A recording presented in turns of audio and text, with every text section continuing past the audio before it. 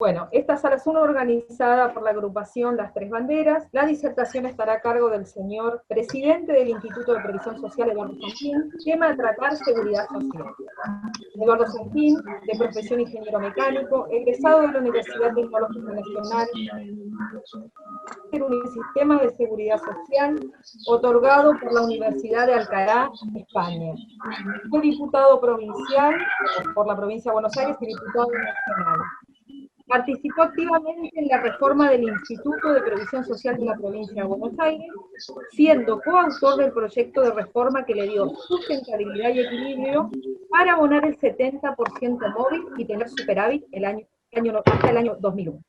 Como diputado nacional fue presidente de la Comisión de Tercera Edad, autor de ley de adultos mayores, proyecto de ley de opciones del sistema público y privado, proyecto de ley sobre financiamiento y sistema previsional, proyecto de ley sobre jubilación proporcional de la ley de monotributo y la participación en un sinfín de proyectos e iniciativas como coautor.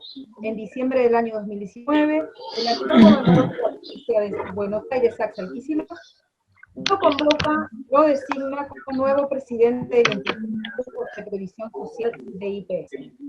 Quienes acompañan el día de hoy, los referentes de la agrupación Tres Banderas, provincia de Buenos Aires, el señor Esteban Chino Giles, y las localidades que acompañan: Varadero, Ensenada, 3 de Febrero, Madariaga, Lincoln, San Nicolás, Coronel Pringles. Localidades de La Plata, Chascomús, Lezama, Magdalena, América, Bransen, Berisso, Carmen de Patagones, San Vicente, Capital Federal, Necochea, Pinamar, Rauch, Pavón, Lobería, San Miguel del Monte, Villa Gesell, Ayacucho, General Belgrano y Dolores. Por la provincia de Misiones, nuestra referente Gabriela Velázquez, las localidades que acompañan: Posadas, Garupas, Aristóbulo del Valle, La Candelaria, Puerto Iguazú, Puerto Rico, El Dorado, Guanda, Oberá, Apóstoles, El Soberbio, San Vicente. Por la provincia de Mendoza, nuestra referente Yanela Medina, Mendoza Capital, Guaymallén y General de Alvear. Por región patagónica, referente de región patagónica, quien les habla, Fabiana Díaz. Referente provincia Santa Cruz, Carlos Suazo, y referente provincia de Chubut, Néstor Williams. Autoridades y equipos que nos acompañan el día de hoy: diputado Leonardo Paradis, Santa Cruz; diputado Hernán Elorrieta, Santa Cruz; diputado Miguel Farías, Santa Cruz; autoridades de la obra social provincial, Caja de Servicios Sociales de la provincia de Santa Cruz; sindicatos Sompra Misiones, sindicatos Sompra Chubut, sindicatos Sompra Santa Cruz; referente de INAE Zona Sur, representante de la señora Liliana Pereira, de la provincia de Chubut; la señora diputada provincial Laloy Jones, provincia de Chubut; Lidia Mendoza, representante del equipo de la senadora nacional Nancy González; y la agrupación Pensamiento Peronista de Santa Cruz. De esta manera le damos la bienvenida, le pedimos a todos que mantengan el micrófono en silencio y las preguntas podrán realizarlas a través del chat. Bueno, este conversatorio surge por la iniciativa del doctor Luciano Gerard Velasco, de la ciudad de Dolores, de provincia de Buenos Aires, abogado laboralista y previsionalista con 15 años de experiencia. Actualmente se desempeña como director de Planificación y Control de Gestión del Instituto de Previsión Social IPS. Bienvenido, Luciano, te cedo la palabra. Bueno, hola, buenas tardes a todos. Antes que nada, gracias Eduardo por la predisposición a participar de este conversatorio. Te agradezco, sabemos de los tiempos que realmente estás con bastantes tareas a cargo del instituto y la verdad que es un gesto muy importante para nosotros que participes en este conversatorio. La idea un poco de la invitación es que puedas desarrollar un poquito cómo el estado de situación, cómo encontraste el IPS, qué se está haciendo en el IPS, cuáles son las medidas que se van a tomar de acá en el futuro, a ver si podés contar a todos, porque tenemos acá participando gente que es jubilada, gente que está próxima a jubilarse, hay muchos compañeros del IPS también, que veo caras, gracias por participar a todos, un poco hacer un ida y vuelta, sé lo que te gusta, la materia de seguridad social, hay mucha gente interesada en saber cuestiones del IPS, así que, y desde ya, nuevamente, muchísimas gracias por participar. Bueno, para mí siempre es un gusto poder hablar de estas cosas, así que, digamos, antes de introducirme en el IPS, quiero introducirme un poco en la seguridad social, digamos, porque a mí me importa, digamos, que por lo menos sepamos, o por lo menos, no sé si compartimos, pero por lo menos yo lo planteo como un elemento de debate continuo. Pensar en la seguridad social como un instrumento global de redistribución de riqueza.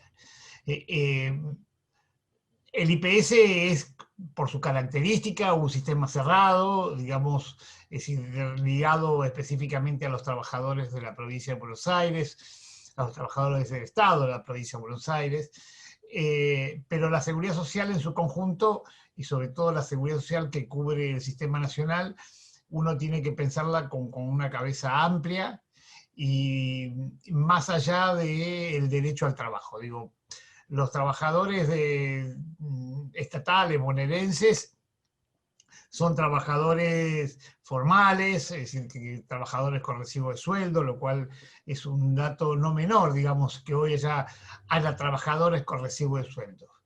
Pero en Argentina tenemos miles de trabajadores y trabajadoras que no acceden al recibo de sueldo.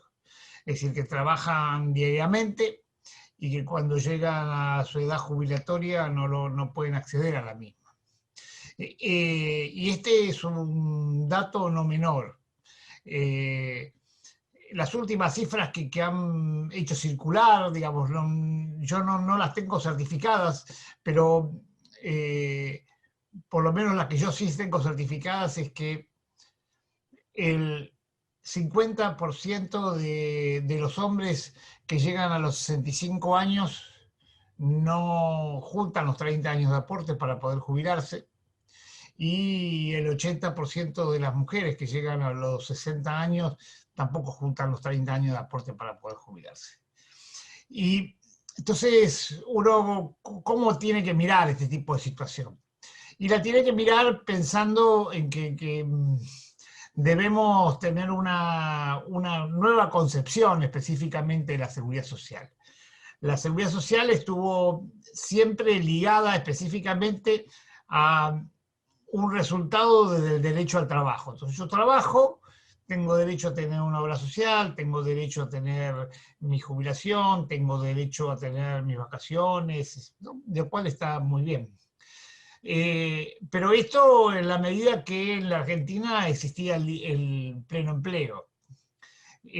La realidad es que poco a poco ese pleno empleo se fue rompiendo, es decir, desde las características de la economía popular a la teoría que tiene el neoliberalismo de los emprendedores, esta cosa de que cada uno se las arregla como puede y en definitiva es dueño de su propio trabajo, y esto casi una mentira, pero en definitiva fue sacando a la gente de la seguridad social. Por lo tanto, hay que mirar la seguridad social como un derecho ciudadano, es decir, un derecho de la comunidad. Yo tengo derecho a acceder a la seguridad social por ser habitante de este país y porque pago mis impuestos y porque formo parte de la producción de riqueza.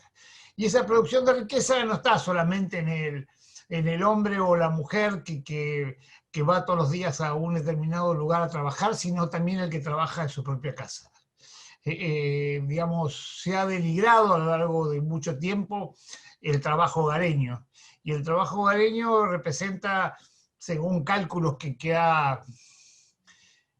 se han elaborado en los últimos tiempos entre la Universidad de Lanús y también ha hecho un trabajo en la Universidad de Avellaneda y otro en la Universidad de 3 de Febrero, representan entre 4,5 puntos y 10 puntos del Producto Bruto de la Argentina.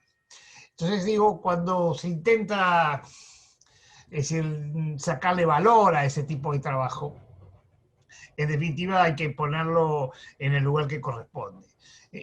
A tal punto que lo que se llamó la inclusión jubilatoria, es decir, lo que permitió que miles de hombres y mujeres, es decir, pudieran acceder a su prestación jubilatoria después de haber trabajado toda una vida, se lo intentó desde algún medio de comunicación denigrar llamándolo ley del ama de casa. y la llamaban ley del ama de casa para mostrar que le estábamos desde el Estado dando una jubilación a gente que no había trabajado. Y la realidad es que esto no forma parte de gente que no trabajó, es gente que trabajó toda su vida, porque aparte sobre ese dato tenemos una cuota de hipocresía bastante importante. Es decir, un hombre o una mujer que trabaja limpiando casa ajena es un trabajador. El que limpia y trabaja en casa propia parece que no lo fuera. El que cuida hijos ajenos es un trabajador, el que cuida hijos propios, es decir, no aparece en el sistema como un trabajador. Y la realidad, y me parece que yo quiero hacer una valorización de ese tipo de trabajo. El trabajo hogareño tiene una importancia fenomenal y tiene una valoración en lo que es la estructura de riqueza de un país muy importante. La segunda cosa que me importa poner en valor en la seguridad social, en esto de la redistribución de riqueza, uno siempre se pregunta por qué continuamente los economistas, fundamentalmente, o representantes del poder, se pelean contra los sistemas de seguridad social. Es decir, digamos, los sistemas son inviables, es decir, no se puede seguir jubilando gente que no aporta, no se puede seguir invirtiendo plata en el sistema, es decir, cuando el sistema digamos, tiene estas características. Yo aporto tanto tiempo, he trabajado tanto tiempo y ahora aparece un montón de gente que no ha trabajado nunca y yo tengo que perder mi jubilación por esto. La realidad es que son, en principio, datos falsos. Los sistemas de seguridad social, salvo en casos muy particulares, como puede ser el del IPS, que es un sistema cerrado, es decir, la realidad es estos sistemas de seguridad social, es decir, que la mayoría de los lugares los ponen en crisis. Están en crisis porque hay una pelea por quién pone la plata. Ustedes fíjense que en la Argentina pasamos que en el 2001, 2002 no llegábamos a 3,5 millones de jubilados y pensionados. En el 2015 teníamos 6,800,000 jubilados. Y la realidad es que en ese proceso pasamos de invertir 4 puntos del producto, 4,3 del producto que se invertían en el año 2001, a 10 puntos que se invertían en el año 2015. Cuando uno dice pasamos de 4,7 a 10 puntos del producto, quiere decir que, digamos, duplicamos la cantidad de recursos en los cuales participa la sociedad, pero para que la sociedad se haya apropiado de esos 5 puntos del producto, alguien los perdió. Es decir, la torta de la economía es una sola. Por lo tanto, es decir, si la sociedad se llevaba 4 puntos y después se lleva 10, es decir, hay sectores que perdieron 5 puntos del producto que antes se los llevaban. Y esos son los que se quejan, esos son los que, digamos, en definitiva plantean que el sistema de seguridad social así es inviable, el gasto del Estado así es inviable. Y lo que hay que discutir es quién pone la plata. Es decir, estamos discutiendo por eso, estamos discutiendo distribución de riqueza. Y cuando discutimos distribución de riqueza, bueno, por supuesto que la gente chilla.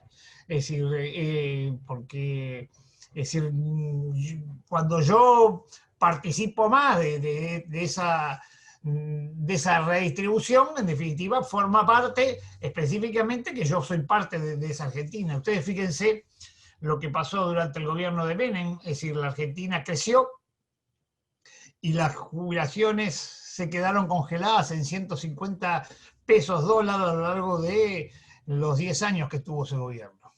El gobierno ese, el gobierno de la Rúa, digamos, como parte de la misma mecánica. Es decir, la realidad, recién en el 2002 la jubilación llegó a 200 pesos. Entonces, ¿eso qué significa? Que no alcanza que la Argentina crezca. Es decir, no alcanza que a la economía le vaya bien si no le va bien a la gente. En definitiva, mecanismo, uno debe pensar la seguridad social como un mecanismo, como decía antes, de que, es decir, forma parte de la redistribución. Es decir, cómo se distribuye la riqueza para aquellos que no somos los dueños de los medios de producción. La realidad se distribuye a través del salario, a través de la educación pública y a través de la seguridad social. Son las formas que tenemos de acceder a cuando la economía crece, como nosotros nos apropiamos de una parte de eso. Por eso es tan interesante la fórmula de movilidad, digamos, que tenía el sistema jubilatorio. La fórmula de movilidad que había hasta el 2018, es decir, lo que permitía era que, es decir, los jubilados y pensionados, y los que cobran la UH, los que están, digamos, todos los que en definitiva forman parte de la redistribución del sistema de seguridad social, que para la ANSES son cerca de 18 millones de personas. Es decir, tenían la actualización de sus saberes en función de dos parámetros. Uno eran los salarios, que en definitiva iban acompañados de las paritarias, es decir, son los trabajadores de paritarias libres los que discuten específicamente cuál es su nivel de ingreso. Y la otra variable era la recaudación. Y la recaudación es lo que permite que uno, si la economía crece en el país, en definitiva pueda participar de ese crecimiento. Y esto fue lo que pasó específicamente en el proceso del 2001 del 2002 al 2015. Es decir, el sistema de seguridad social creció, participó de ese crecimiento, a tal forma de que, a pesar de que el sistema se duplicó en cantidad de beneficiarios, el Fondo de Garantía de Sustentabilidad pasó de tener 28.000 millones de dólares en el 2008 cuando se lo estatiza, a tener cerca de 60.000 millones de dólares en el 2015 cuando se va al gobierno de Cristina.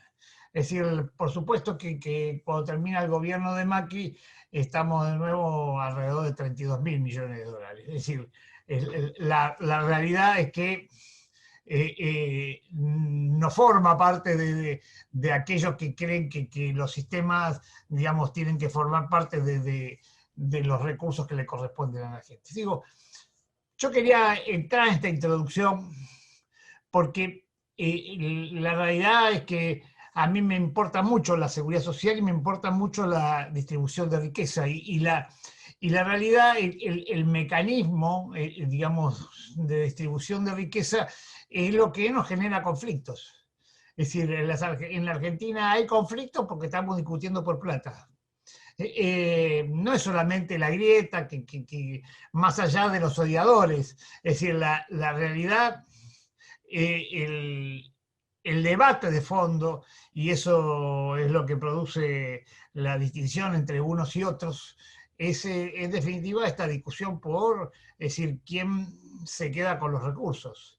Es decir, la discusión es por la billetera. Entonces digo, cuando uno discute por la billetera, hay conflicto. Cuando, es decir, la realidad, la sociedad participa de este debate y me parece que hay que ponerlo, el debate en blanco y negro. El debate no es si me gusta más Juan o me gusta más Pedro.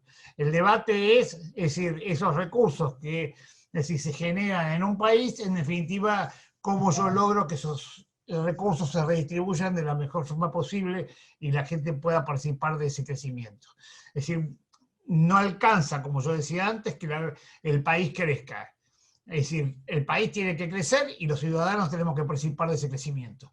Si el país crece y nosotros no participamos, bueno, eso será un crecimiento de la economía, pero no un crecimiento, en definitiva, de la sociedad para poder, digamos, tener una mejor calidad de vida.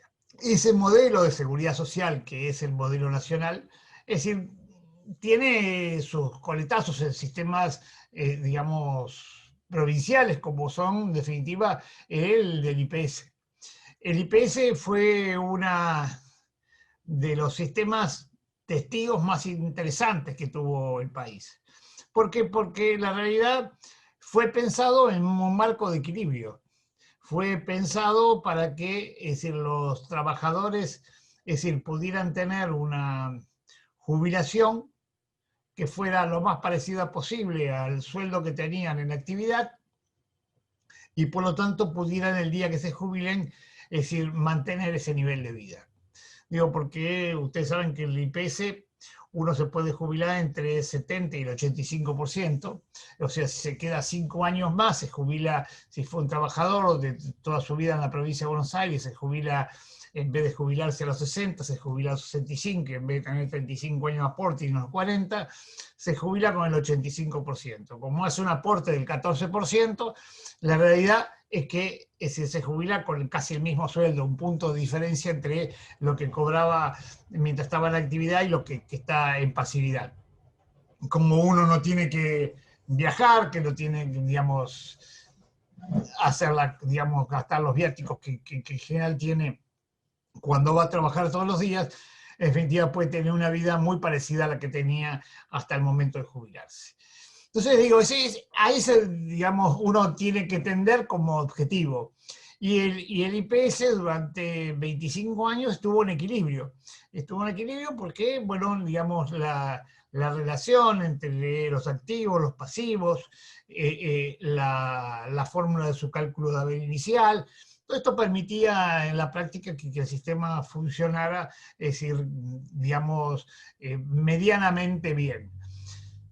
Funcionó tan bien que no le dieron bola, ¿no? Es decir, digamos, y cuando tenía que haber empezado a hacer algún cambio para hacerlo funcionar como debía, es decir, como funcionaba bien, digamos, es decir, en la realidad se dedicaron a otras cosas en vez de, digamos, intentar resolver cuando eran pequeños problemas.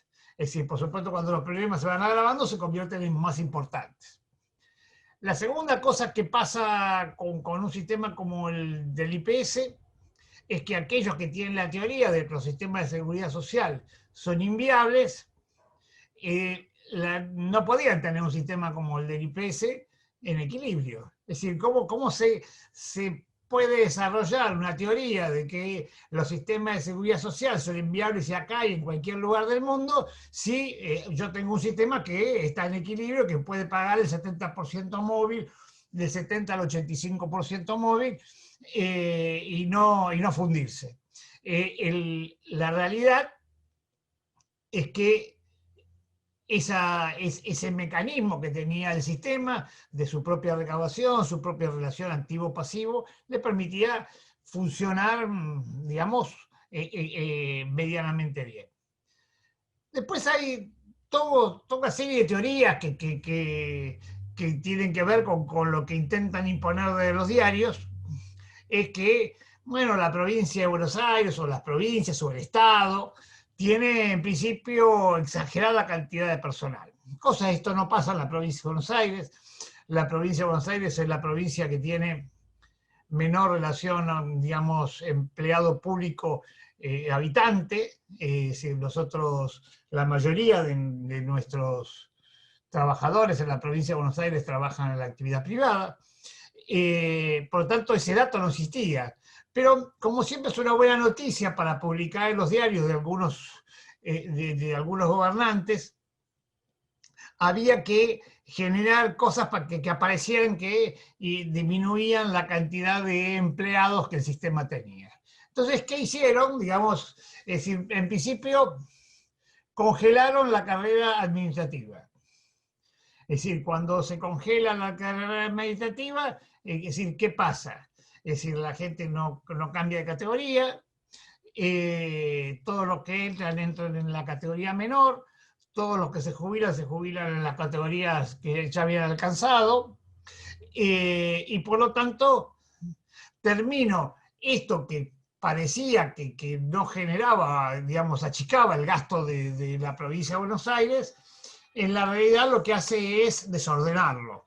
¿Por qué? Bueno, porque yo necesito que un jefe gane más que quienes son sus dirigidos, por lo tanto termino compensando a ese trabajador con horas extras, con viáticos, con cualquier mecanismo, con bonificaciones que fueron inventando en la provincia de Buenos Aires, algunas contributivas, algunas no contributivas. Entonces, en definitiva, lo que terminé haciendo es desordenando el sistema. Es decir, no solo digamos, le saco el incentivo al trabajador a esforzarse y a querer, digamos, acceder a determinados lugares, sino que, digamos, genero un mecanismo que en sí mismo es desprolijo, pero aparte es arbitrario, porque termina el jefe dándole horas extras a Juan y no se las da a Pedro porque tiene relación distinta, termina dándole viáticos a uno que no viaja, es decir, entonces, todo ese tipo de mecanismos fue desordenando específicamente la provincia, a tal punto que si hoy mira uno el sueldo de los trabajadores pasivos, lo compara con el promedio de los trabajadores pasivos, se encuentra que son casi iguales. Es el 97% entre la relación entre sueldo del activo y sueldo de los pasivos. Cuando nosotros pagamos entre el 70 y el 85, por lo tanto nunca podría, es decir, pasar esa semejante cosa. La segunda cosa que hicieron, ¿qué fue? Es decir, para mostrar que bajaban el número de trabajadores en la provincia de Buenos Aires, congelaron la cantidad de vacantes. Entonces, ¿cómo solventaban? Porque uno puede congelar la cantidad de vacantes, pero necesita tener la gente para trabajar. Entonces, ¿cómo contrató la provincia? Contrataba como un bono tributistas. En vez de tener trabajadores que aportan a IPS, tenía trabajadores, no solo cuando uno es monotributista es un trabajador, digamos, que ha perdido derechos, porque es decir, tiene que hacer sus propios aportes, no pertenece, no tiene recibo de sueldo. Pero aparte los aportes del sistema previsional, en vez de venir al IPS, iban al ANSES, lo cual perdimos una cantidad de trabajadores que, en vez de aportar al IPS, terminaban aportando al ANSES. La tercera cosa que hicieron fue hacer circular un proyecto de ley que cambiaba la edad jubilatoria, que cambiaba la fórmula de cálculo de la edad inicial, que cambiaba las condiciones para, digamos, jubilarse en el sistema previsional de la provincia. Es decir, ¿esto qué consecuencias tiene? Bueno, que la gente que estaba en edad de jubilarse fue a jubilarse en la avalancha. Entonces, por lo tanto, es decir, nosotros en los últimos 4 años nos creció la planta de jubilados un 25% y nos bajó la planta de trabajadores activos un 11%. Entonces, por lo tanto, una relación que estaba más o menos lógica en 3.6, 3.7 de activos pasivos, pasamos a una relación de 2.55, 2.60.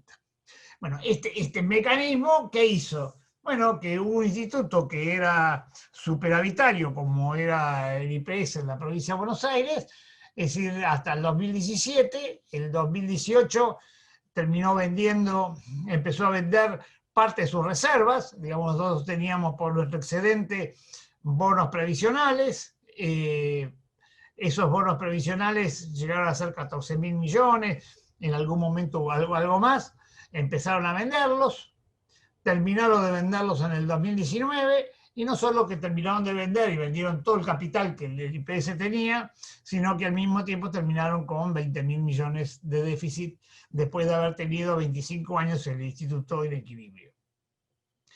Este año también estamos en desequilibrio, un fuerte desequilibrio, es decir, estamos instrumentando una serie de medidas para volcar y volver a un funcionamiento más o menos correcto. Ustedes fíjense que, es decir, se discute, el primer dato que se discute en la provincia es decir, que nosotros jubilamos a nuestra gente muy joven. Es decir, los hombres y mujeres se jubilan con 60 años, los docentes se jubilan con 50 años. La realidad, a mí no me parece que ese sea un problema. La provincia de Buenos Aires, particularmente, tiene una población joven. Nosotros tenemos el 12% de nuestra población, se la puede considerar por encima de los 60 años. Por lo tanto, digamos, el problema de una provincia envejecida va a ser cuando tengamos 20% de jubilados, 20% de hombres y mujeres en ese valor. La realidad es un problema de los europeos. Los europeos están en esa variable, están en el 20% de su población que es adulta. Es decir, y a nosotros nos suelen trasladar esos problemas que tienen ellos, nos trasladan a nosotros como si fuera un problema actual para nosotros. Nosotros ese problema recién empezamos a trasladarlo para el 2050. Digamos, así que nos faltan 30 años para ir pensando cómo nosotros vamos a recorrer ese camino. Pero digo, la realidad es que hoy no es el problema del sistema jubilatorio, las edades jubilatorias. Por lo tanto, no parecería que esto fuera el conflicto. El conflicto es que nos hemos quedado sin trabajadores. Es decir, la provincia de Buenos Aires, si se ve ahora, es decir, que tuvimos que salir a contratar cantidad de trabajadores para poder hacernos cargo del sistema de salud, pero en la propia provincia de Buenos Aires, hoy estamos pasando monotributistas a la planta transitoria de la provincia, se lo estamos volcando la planta provincial, estamos trabajando específicamente sobre eso. Nosotros pensamos que entre este año y el año que viene vamos a reconstruir gran parte de la planta de personal de la provincia, porque aparte, digamos, hay una cantidad de trabajadores, digamos, que la provincia se hace cargo de pagarlos, pero son servicios que están privatizados algunos, otros que forman parte de organismos de la provincia con mayoría estatal, es decir, que son parte de empresas que son parte de la provincia de Buenos Aires, digo, como es el BAPRO, digamos, no hablo del Banco Provincia, sino hablo del grupo BAPRO, es decir, son 1.500 trabajadores que es una empresa de capital 99% del Estado provincial y aporta al ANSES. Digo, y así podemos encontrar una cantidad de empresas de la provincia que están en esas mismas condiciones. Pero también hay una cantidad de empresas que antes eran trabajadores de la provincia de Buenos Aires, es decir, trabajadores en los servicios de limpieza, servicios informáticos, servicios de recolección de residuos, una cantidad de trabajadores que antes eran trabajadores de la provincia de Buenos Aires, que se pagan con fondos de la provincia de Buenos Aires, con impuestos de los hombres y mujeres de la provincia de Buenos Aires o de los municipios. Y la realidad fueron privatizados, se entregaron a empresas privadas. Por lo tanto, digamos, esos trabajadores también deberían aportar a la provincia de Buenos Aires.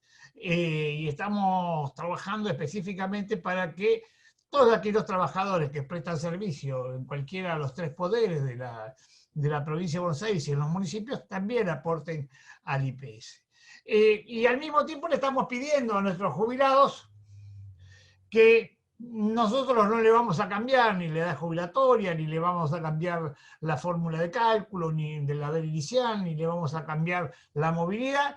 Por lo tanto, que no tienen apuro jubilarse. Es decir, que se queden 5 años más. Así como Alberto y Axel le piden a los acreedores, es decir, que aguanten un cacho y que nos den algún tiempo de plazo para poder reconstruir la economía de la Argentina, nosotros le pedimos a los trabajadores de la provincia de Buenos Aires que no se apuren en jubilarse. También estamos trabajando para que el Estado no jubile a la gente. Es decir, porque también hay una ley de jubilación de oficio, que el Estado, cuando se llega a los 60 años, a los 35 años, es decir, empieza el trámite jubilatorio. Y nosotros partimos de la base de que el derecho jubilatorio es un derecho de los trabajadores, no es un derecho de los empleadores. Es decir, hay algunos funcionarios que nos miran con cara rara cuando le decimos estas cosas, digo, funcionarios nuestros, ¿no? Digamos, amigos nuestros específicamente, que se plantean que, bueno, es un derecho que tiene el Estado. No tiene ningún derecho el Estado. El derecho lo tiene el trabajador.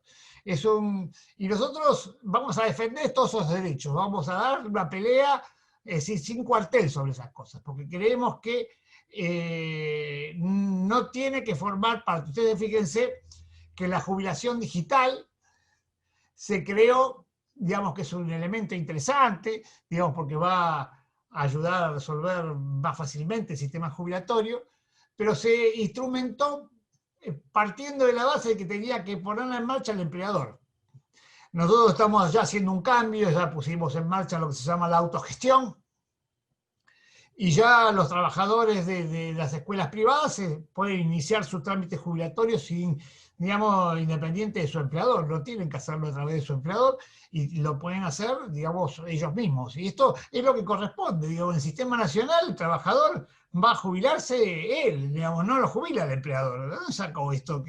No es, ¿a quién se le ocurrió esta cosa de que, es decir, para jubilarlo tenía que jubilarlo el empleador? Entonces, estamos trabajando sobre estas cosas, estamos trabajando sobre una propuesta para hacer algunos cambios en el sistema jubilatorio, discutiéndolo con los sindicatos, discutiéndolo con los legisladores, específicamente porque, bueno, entendemos que hay que, sobre este tipo de cosas hay que ordenar específicamente el sistema y pensar que la seguridad social y un instituto como el IPS está al servicio de sus beneficiarios. Y sus beneficiarios, ¿quiénes son? Los trabajadores y son sus jubilados. Es decir, al servicio de ellos están, no están al servicio de los empleadores. Es decir, nosotros, ¿cuál es nuestra tarea? Es decir, nosotros somos administradores de salarios diferidos. Es decir, la realidad, es decir, los hombres y mujeres de la provincia de Buenos Aires nos depositan sus aportes y sus contribuciones para que nosotros se lo administremos y le garanticemos que el día que lleguen a la edad jubilatoria puedan jubilarse y puedan tener una jubilación como corresponde. Entonces, de ese lugar, es decir, nosotros, digamos, estamos, digamos, intentando administrar el IPS, es decir, digamos, bajo el concepto de salario diferido. Y no es un dato menor. ¿Qué significa salario diferido? Significa que si yo hice el aporte sobre determinada cantidad de sueldo, yo tengo derecho a tener mi jubilación sobre ese sueldo. Entonces, digo, la realidad es que, digo, para eso tenemos que pensar la seguridad social. Lo tenemos que pensar en los derechos de los trabajadores y en el derecho de los beneficiarios del sistema. Entonces, digamos, intentamos poner al instituto en ese camino. Al mismo tiempo, aquellos que hoy son beneficiarios del instituto, es decir, lo sufren específicamente por un fenomenal nivel de atraso que tenemos. Si bien estamos avanzando en la jubilación digital y eso nos permite algún ritmo mejor, la realidad es que tenemos una organización para sacar 200 jubilaciones por mes y cuando tenemos que sacar 2.000. Entonces, la realidad es que el sistema está pensado hace 40 años y hoy estamos en un sistema distinto. Así que estamos trabajando específicamente en una organización distinta, una organización que permita que haya un sector que diseñe, un sector que ejecute y un sector que controle. Hoy tenemos muy distorsionados los sistemas de control, tenemos el mismo que ejecuta, es el que diseña y es el mismo que se autocontrola, por lo tanto esto trae consecuencias que a veces no son las más queridas. Bueno, digamos, la realidad no es decir, yo veo en los trabajadores del instituto muchas ganas de trabajar, ganas de volcar su experiencia específicamente a que el sistema funcione bien, pero tienen un sistema que está colapsado como tal. Es decir, el mismo expediente se controla 18 veces y la realidad es que nadie lo controla, termina saliendo mal. Entonces, digo, es falso que lo controlamos, o lo controlamos mal, digamos, el mecanismo de control no es el que debemos. Ahí le estamos poniendo a Luciano en cabeza de su área una responsabilidad muy importante que va a ser la del control, específicamente de todo control antes y después de que esté el beneficio, pero fundamentalmente antes. Nosotros tenemos casi mucho control después, y lo cual es lastimoso para el beneficiario, porque por ahí cuando nos equivocamos y tenemos que hacerle un cargo específicamente a alguien que se jubiló hace 2 o 3 años, termina siendo un tema grotesco, grotesco para nosotros y lastimoso para el que está cobrando una jubilación y tiene que hacer una devolución de plata que cobró incorrectamente. Entonces digo, ese tipo de cosas nos parece que es el desafío que tiene hoy el IPS. Es decir, nosotros apostamos a devolverle al IPS el prestigio que tienen de ser la caja más importante de la Argentina después del ANSES, darle el dinamismo que la modernidad obliga. Es decir, nosotros hemos avanzado, digamos, la pandemia nos obligó a esto, digamos, a avanzar más rápidamente en, digamos, lo que significa, digamos, la incorporación de administración de datos en forma digital. Es decir, hoy ya nuestros beneficiarios no tienen que ir a la ANSES a pedir las 4 pantallas, ya nosotros la tomamos directamente del sistema, ya avanzamos específicamente en que, digamos, podemos tomar los datos del Registro Nacional de las Personas en función de las partidas de nacimiento, las partidas de fusión, las partidas de casamiento, y esto obliga a que nadie tenga que andar buscando esa metodología. Es decir, estamos intentando avanzar fuertemente, haciendo convenios con la FIP, haciendo convenios con distintos organismos, para que, es decir, tengamos la información, es decir, digamos, sin tener que, es decir, la información que es del Estado, no puede ser que el beneficiario tenga que andar rondando por distintos lugares para conseguir la información que, digamos, el Estado tiene la obligación de tener y administrar. Pero al mismo tiempo también estamos trabajando muy fuertemente, y en esto la provincia nos está dando una mano fantástica, en cambiar todo el sistema informático del ANSES, del IPS. Y esto no es un dato menor, digamos. Nosotros tenemos un sistema informático del siglo pasado. Digo, si ustedes vieran lo que nosotros hacemos en los días que tenemos que liquidar, es decir, se mueren, digamos, que querrían, tiran el corazón en la boca porque, digamos, nadie sabe cómo cobran nuestros beneficiarios, digamos. La realidad es que llegamos siempre a fin de mes a pagarle, pero con el corazón en la boca de todos nuestros trabajadores, es decir, digamos, de que el sistema no se cuelgue, y si se cuelga lo desenchufamos, lo volvemos a enchufar como en la computadora de la casa, digamos, para que arranque de nuevo, ese tipo de cosas que parecería que es mentira, pero es verdad. Es decir, así funcionamos. Tenemos que también trabajar muy fuertemente en la capacitación de nuestros trabajadores. Es decir, ¿para qué? Bueno, para que tengan las herramientas modernas que tiene el sistema, que nosotros podamos descentralizar los trámites. Nosotros necesitamos que las CAP sean no solamente buzones donde la gente deposita información y nos la mandan a la central, sino lugares donde nosotros le resolvamos gran parte de los problemas a nuestros beneficiarios, que no tengan que movilizarse. Para eso no solo tenemos que darle más tecnología, y sobre eso estamos trabajando, sino darle capacitación para resolver gran parte de los problemas, el reconocimiento de servicios, todo lo que tiene que ver con las asignaciones familiares, todo lo que tiene que ver con los subsidios, bueno, una gran cantidad de cosas, darle entrada a los expedientes en una forma informática.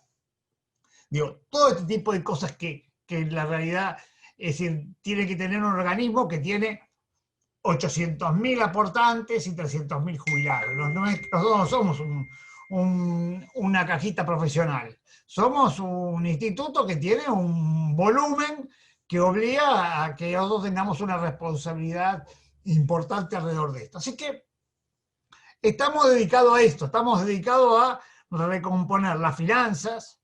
Nosotros tenemos que cambiar la tendencia del sistema, de la deuda que hoy tenemos, del déficit. Si bien nosotros por ley tenemos garantizado que la provincia de Buenos Aires tiene que hacer cargo del déficit que el sistema tiene, la realidad es que nosotros no podemos obligarlo a la provincia de Buenos Aires a tener un déficit tan importante como el que tenemos hoy.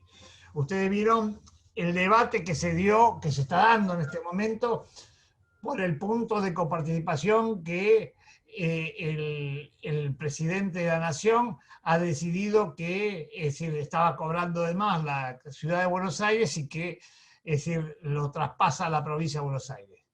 Bueno, ese punto de diferencia es el déficit del instituto. Es decir, digamos, entonces nosotros no podemos, es decir, hemos recuperado un punto de coparticipación y lo perdemos en el desequilibrio del instituto. Bueno, digamos, esto que fue la pésima gestión que tuvimos en los últimos 4 años, que terminó de poner el broche. Yo no digo que toda la culpa del sistema la tiene Vidal, pero Vidal le puso el moño, ¿no? Es decir, digamos, tenía que haber parado específicamente la sangría que el sistema tenía, y en vez de parar la sangría, metió el cuchillo y agrandó la herida, digo, ¿no? Para que nos desangráramos del todo.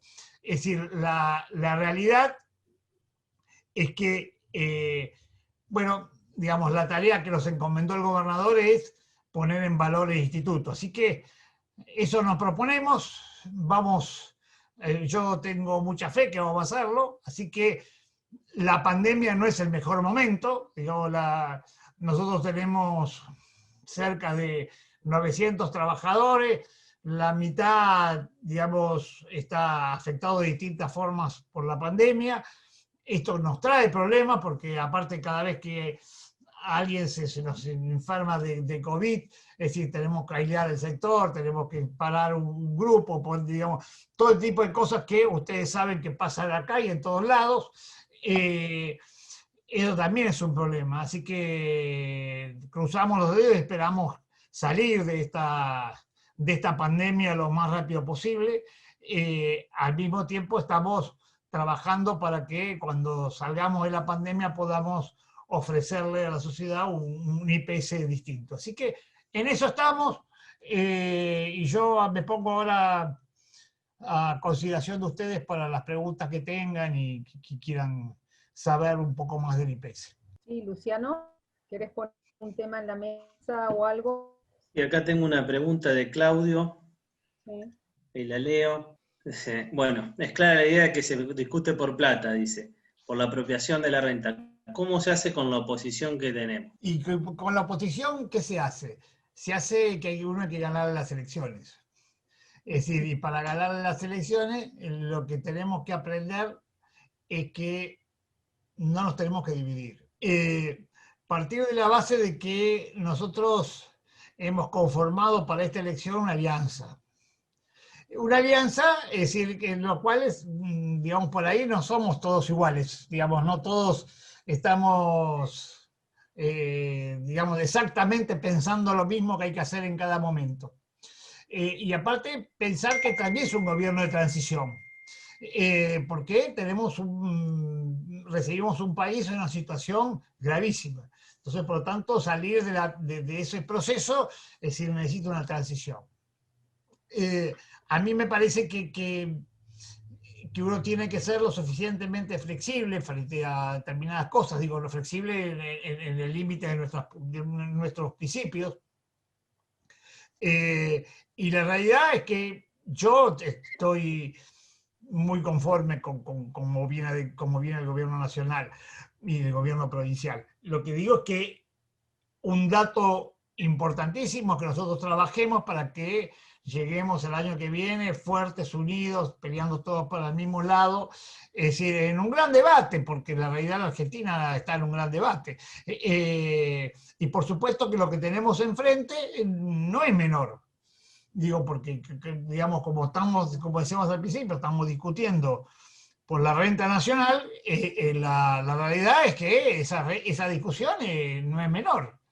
Ustedes fíjense que frente a este bono patriótico que van a pagar, es decir, de estas 12.000 personas, aparecen miles defendiendo a estos 12.000, digamos, ¿no?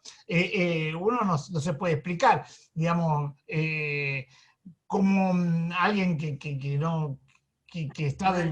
tendría que estar de este lado del mostrador, es decir, se pone del otro lado del mostrador a defender los intereses que no son los propios. Pero bueno, digo, para que en esta discusión de la renta, es decir, lo más importante me parece a mí es decir, mantener nuestra alianza, mantenerla fuerte y trabajar para que en el próximo periodo nosotros aumentemos nuestras mayorías en el Congreso, en nuestra legislatura, y por lo tanto podamos ir avanzando específicamente en aquellas medidas que queremos tomar para realmente producir los cambios necesarios. Bien, acá hay otra pregunta de Verónica Celasco. ¿Cómo piensan avanzar con aquellos empleados tercerizados por empresas y que prestan servicio efectivo a la administración provincial? Bueno, estamos trabajando para que, es decir,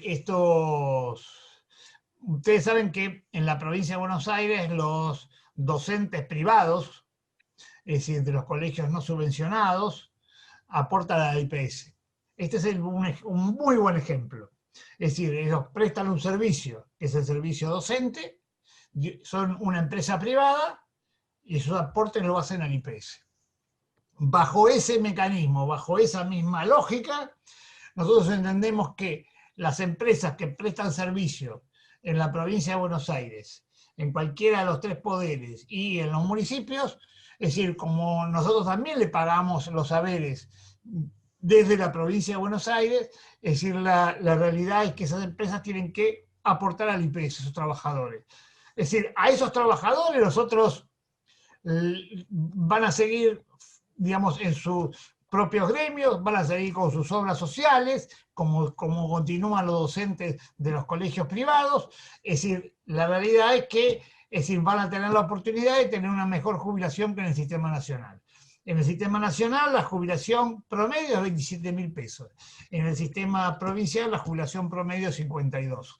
Entonces, por lo tanto, es decir, estos trabajadores, es decir, nosotros los van a beneficiar si aportan a la provincia de Buenos Aires, es decir, camino a tener una mejor jubilación. Así que, y al mismo tiempo, esto nos va a permitir, es decir, incorporar a trabajadores para, es decir, que la relación activo-pasivo de la provincia de Buenos Aires se vaya reconstruyendo. Bien.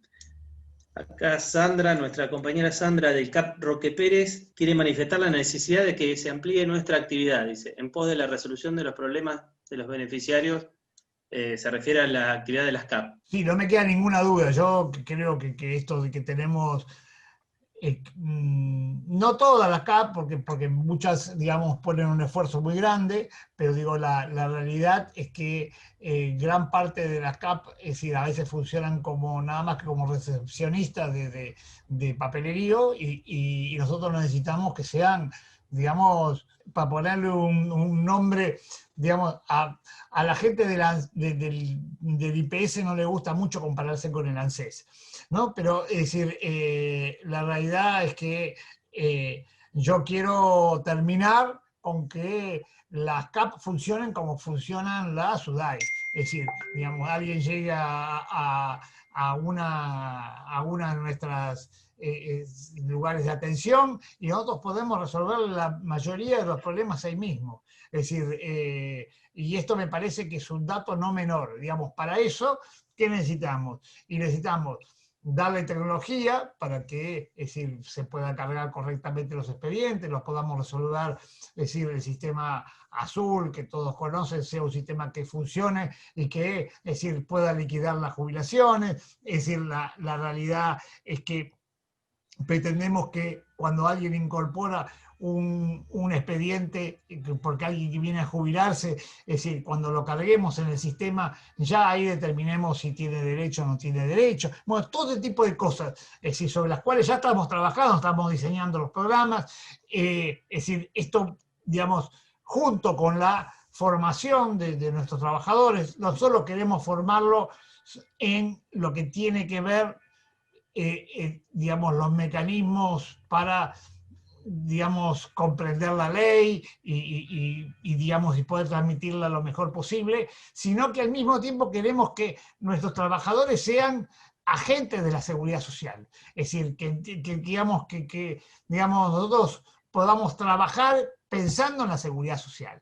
Y para eso vamos a hacer cursos de formación, es decir, en horarios de trabajo, porque esto, es decir, en la medida que nosotros logremos que nuestros trabajadores estén lo mejor formados posible, es decir, todos habremos ganado, habrá ganado el IPS, pero fundamentalmente los beneficiarios. Así que se viene toda una tarea de capacitación que estamos diseñando, también toda una carrera administrativa dentro del IPS, es decir, que también estamos diseñando, que nos parece que es un elemento importante para valorizar a cada uno de los trabajadores, y en la medida que valoricemos eso, seguramente, digamos, los beneficiarios se van a encontrar con una mejor institución para resolver sus conflictos. Luciano. Bien, acá Miguel Zampayo nos pregunta si se está evaluando la realización de un estudio y proyección actuarial. Sí, nosotros hemos incorporado, digamos, ustedes fíjense que un organismo como el nuestro no tiene un tablero de control. ¿Qué es un tablero de control? Es para saber, digamos, ingresos, egresos, cantidad de expedientes en un lugar, cómo se mueven. Bueno, esa cosa elemental que uno debería tener en una pantalla, eso no existe. No teníamos un actuario. ¿Usted, dónde puede trabajar un actuario? Es decir, puede trabajar en una compañía de seguro o en un instituto de previsión. No tiene otros lugares un actuario para trabajar. Bueno, el IPS, que es el instituto más grande de la Argentina, después del ANSES, no tenía un actuario. Digamos, y la última vez que hicimos un estudio actuarial se lo dimos a la Facultad de Ciencias Económicas de La Plata, que no tiene actuarios. Entonces digo, la realidad es que parece como chiste este tipo de cosas. Es decir, parecería que, digamos, es difícil entender, digamos, este tipo de cosas. El resultado final es que el instituto terminó como terminó por haber hecho todas estas cosas. Es decir, el instituto no tiene, digamos, perdió digamos, no solo, es decir, tener actuarios, tener estudios actuariales, es decir, ir tomando decisiones en función de cómo se mueven sus trabajadores. Nosotros no sabemos si nuestros jubilados van a vivir 10 años, 15, 25, 32, no sabemos si nuestros beneficiarios se nos van a jubilar todos el año que viene, dentro de 10 años, dentro de 20, digo, nada sabemos. Es decir, y todos esos datos que son elementales para manejar una organización como la nuestra, es decir, digamos, hasta ahora no existía. Entonces, bueno, sí, hemos contratado un actuario, es un profesor universitario, digamos, es profesor de la Universidad de Buenos Aires, es actuario, es profesor de matemáticas, bueno, digamos, y está trabajando con nosotros ya terminó, nos hizo el balance actuarial del año pasado, y estamos trabajando sobre las distintas variables específicamente de las cosas que nos estamos planteando hacia el futuro. Acá Cáceres de Pringles dice: quiero manifestarles la importante preocupación desde los CAP por la cantidad de expedientes varados en inclusiones o enviados a esa oficina hace más de 7 meses. Yo también. Digamos, a ver, la realidad, estamos haciendo un operativo con inclusiones. Y aparte estamos cambiando también parte de esa lógica que inclusiones tiene hoy. Yo no quiero que sea inclusiones la llave final del instituto. No me parece que ese sea el mecanismo. Tenemos expedientes ahí desde...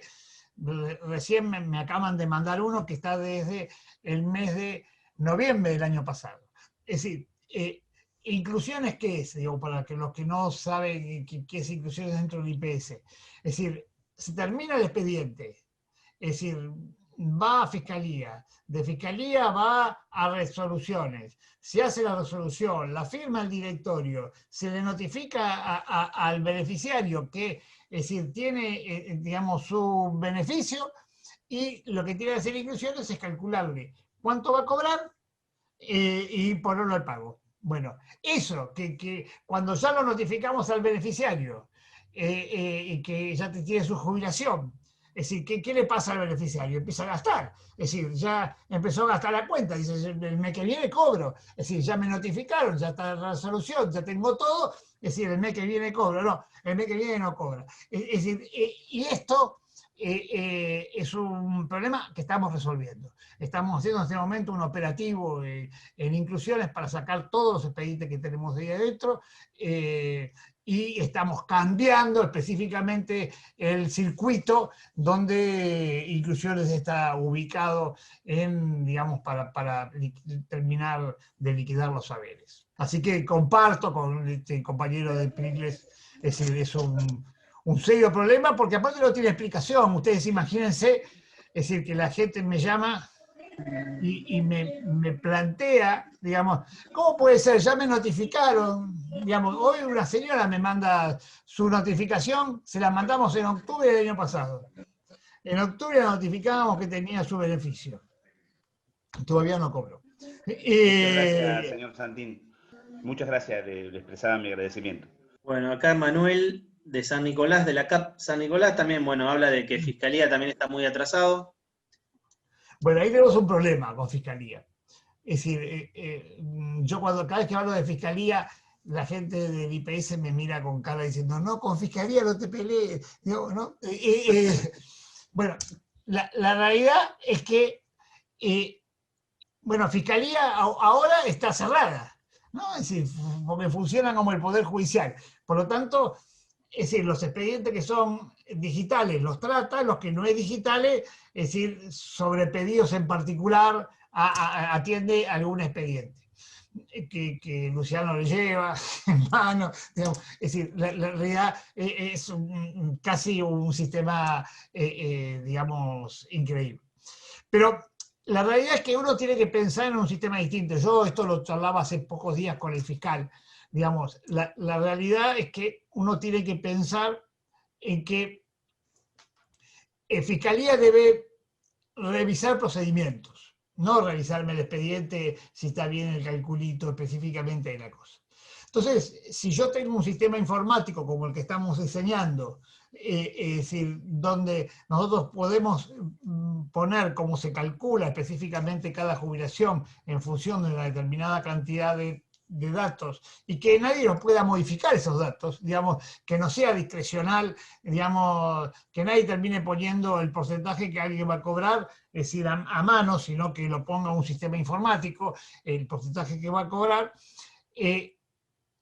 Y esto lo hacemos junto con Fiscalía, es decir, nos ponemos de acuerdo en el procedimiento, lo encriptamos y en definitiva Fiscalía no va a necesitar, digamos, revisar expediente por expediente. Después puede revisar específicamente como se hace en cualquier lado. Ustedes no se imaginan que la Coca-Cola revisa cada botellita y a cada botellita le pone un sello.